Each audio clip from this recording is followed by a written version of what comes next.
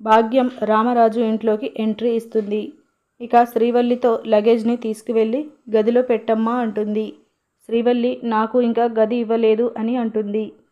ఇక భాగ్యం షాక్ అవుతూ శ్రీవల్లి చందు కోసం రూమ్ కూడా లేదా అని ఇంట్లో గోలగోల చేస్తుంది.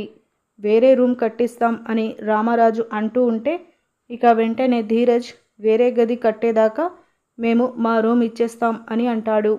రామరాజు ఒప్పుకోడు. కానీ ధీరజ్ రామరాజుని ఒప్పించి చందు శ్రీవల్లి కోసం గదిని ఖాళీ చేద్దాం పద ప్రేమ అంటూ ప్రేమని ధీరజ్ తీసుకెళ్తాడు. ఏప్రిల్ 25 ప్రోమోలో బయట ధీరజ్ ఆటో స్టార్ట్ చేస్తూ ఉంటే ఎదురుగా ప్రేమ కాలేజీ నుంచి వస్తుంది. నువ్వేంటి ఇక్కడ అని ధీరజ్ ప్రేమని అడుగుతాడు. నీతో కాస్త మాట్లాడాలి అని ప్రేమ అంటుంది. ఆటోలో ఉన్న వాటర్ క్యాన్ని పెట్టేసి ఇంటికి వచ్చేస్తాను అంటూ ధీరజ్ ఆటో ఎక్కేస్తాడు.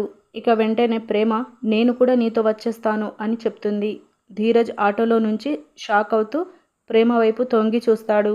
కట్ చేస్తే ప్రేమని ఆటోలో కూర్చోబెట్టుకొని ధీరజ్ ఆటో స్టార్ట్ చేయడానికి ఆటో వెనుక ఉన్న తాడుని గట్టిగా లాగుతాడు.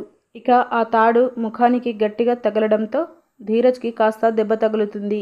ఆటోలో నుంచి ప్రేమ ధీరజ్ వైపు తొంగి చూస్తూ ఉంటుంది. ఇక ధీరజ్ ప్రేమ ఆటోలో బయలుదేరుతారు. మళ్ళీ ఒక చోట ఆగి చెట్టు కింద కూర్చొని ప్రేమ తెచ్చిన టిఫిన్ ఓపెన్ చేసి ధీరజ్కి ఇస్తుంది. ధీరజ్ కూడా చాలా ఇష్టంతో అన్నం తింటూ ఉంటాడు. ఒక్కసారిగా ధీరజ్కి పొలమారడంతో వెంటనే ప్రేమ ధీరజ్ తలపై కొడుతూ వాటర్ ఇస్తుంది. ఇక ప్రేమ నువ్వు కాలేజ్కు రాక ఎన్నాళ్ళు అవుతుందో తెలుసా? ఇలా నువ్వు చదువుని నిర్లక్ష్యం చేస్తే ఎలా? ఎగ్జామ్స్ కూడా రాబోతున్నాయి. నువ్వు ఇలా చేస్తే మీ నాన్నగారు బాధపడరా చెప్పు అని ప్రేమ అంటుంది. ఇక ధీరజ్ కూడా ఆలోచిస్తూ ప్రేమ వైపు చాలా ప్రేమగా చూస్తూ ఉంటాడు. ఇలా మనకి చూపిస్తారు. ఇలాంటి డైలీ అప్డేట్స్ కోసం మన ఛానల్ని సబ్స్క్రైబ్ చేసుకోండి. Thank you.